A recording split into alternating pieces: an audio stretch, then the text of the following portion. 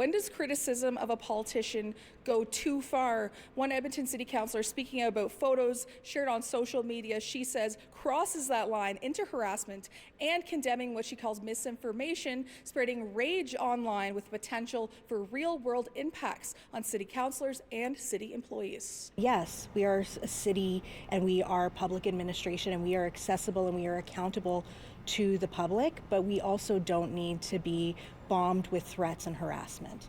It was these photos posted on an Instagram story Tuesday, since deleted, claiming the truck belongs to an unnamed councillor parked during a parking ban. Councillor Aaron Rutherford concerned it shows the license plate, feeling it invites people to figure out where they live. We've blurred the license plate, as Councillor Aaron Rutherford speaks out.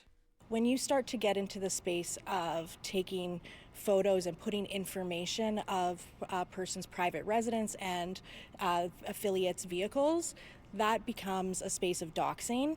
That is also concerning that he was outside of my house. And posted by Jesse Watson, who ran against Rutherford in the last municipal election and has been a vocal critic of city council and social media. He declined an on-camera interview but says he didn't take these images, but shares photos other people send him sometimes if he thinks they're in the public interest. In a statement saying, "I shared a photo of a truck, a parking ban sign, and a public statement from the mayor encouraging residents to move vehicles during parking bans, noting the apparent irony. Public discussions of observations made in shared spaces without naming individuals or disclosing private information is part of civic accountability."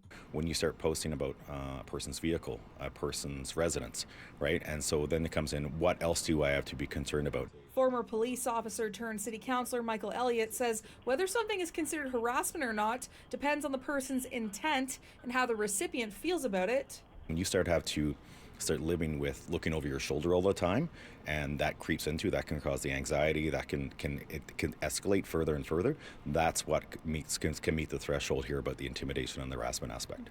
Rutherford says she has a high tolerance for criticism, but in this case it went too far. I think what people don't realize online is that we are counselors and we've stepped into this role. That doesn't mean that our children, that our friends and our families have signed up for this level of fear for their safety and for risk of their safety.